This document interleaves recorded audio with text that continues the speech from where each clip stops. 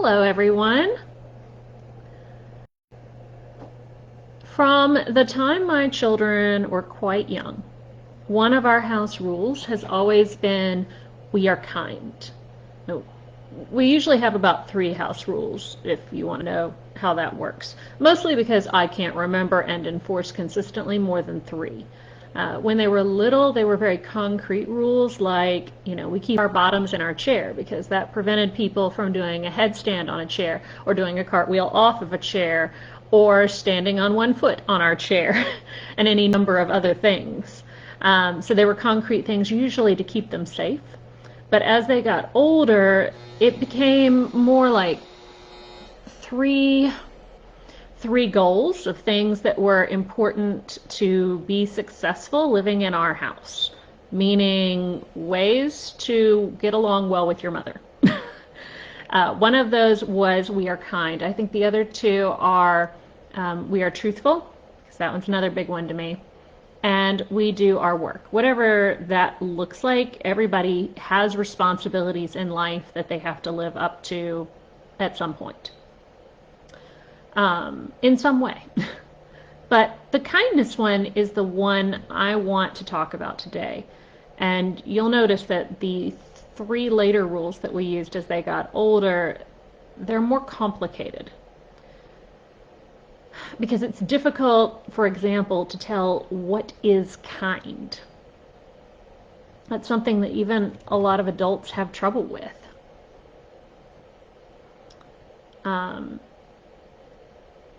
So it was never a rule where like I expected compliance or they're punished. I'm really not a big punishment person. I much rather have a conversation like, okay, so this is where the issue is. I care about you. I care about how you feel.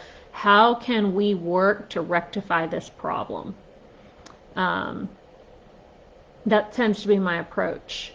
But the kindness rule was more of a rule I used as a teaching opportunity to guide them in learning how to be kind. Because kindness varies based on perspective. Your culture, your location, your personality, or even your sensory preferences. And perspective taking is something that professionals always say that we as autistics have trouble with. So by talking consistently and constantly with my children about how different actions make different people feel, my children learned that, as Mr. Rogers said, there are many ways to say I love you. And it wasn't about teaching them the socially appropriate way to respond to a certain thing that is said or a certain action. It was thinking, how can I interpret this? And then how can I use my actions to say I love you back to this person? What is a way that I can respond that is kind? So it taught them to always be looking for how their actions could show kindness, not only to others, but also to themselves.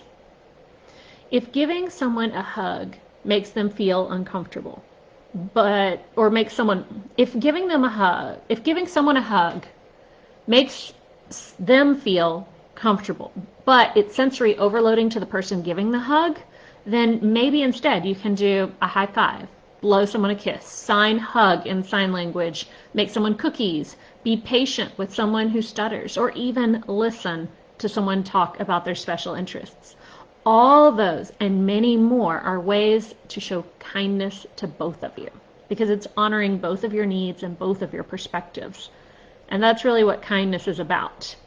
If we just do what's kind according to the other person, then we're kind of becoming a doormat. So we want to do something that is kind to both of you, because that is what kindness really is. Kindness is definitely something that I value personally. But it was also something that my mom had emphasized. She had realized that being sweet could often help you make up for other skills you might be lacking. And that has definitely been my experience. Sometimes people have enough skills that they can afford to be unkind. But for me, I have found that I can never afford to be unkind. Many times I have been kind to someone and they ended up helping me out in some way when I needed it. And I have also learned that I can't afford to pick and choose who I am kind to, because I never know when I'm going to need help or from what corner. So all that to say, it had never occurred to me that emphasizing kindness could have such a big impact on my kids socially, but I do believe that it has, because it has helped my children learn to take the perspective of others and to take that perspective and then think creatively about how can I be kind to both of us based on our different perspectives. That's not an easy skill to learn. It's one that a lot of adults have trouble with, but it's a great learning opportunity, especially when kids are growing and learning, because we can start that conversation from a young age and continue it. And by the time that they have graduated or grown up, they have hopefully encountered many, many different experiences that have given them more opportunities to see a broad range of perspectives and given them more experiences to put in their collection of experiences with which to learn from. And so then as they go forward in life and they encounter different experiences, different perspectives with different people, then they'll be able to draw on what they had, because they've had those experiences, that collection of knowledge that keeps building and keeps helping them learn to respond in new situations and novel situations. And that's why social skills curriculums do not work. Because a social skills curriculum is teaching, well, if someone says this, then you need to respond in this way. That's not how people work. People are very diverse, varied. We live in different places. We have different experiences. We have different perspectives. And so in order to truly be able to interact with others and to be able to interact with the variedness that is how humanity is made up, you really have to have a bunch of experiences learning to problem solve. What does kind look like in this situation?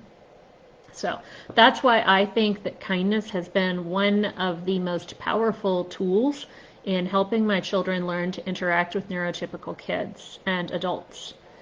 They have to learn, one, what does kindness look like? It's teaching perspective taking, but it's also prioritizing kindness, because if you're lacking in certain skills, you may need help from someone else. And one way to get that help is to be kind. So thanks for joining me today. Feel free to drop any comments if you have any thoughts on it.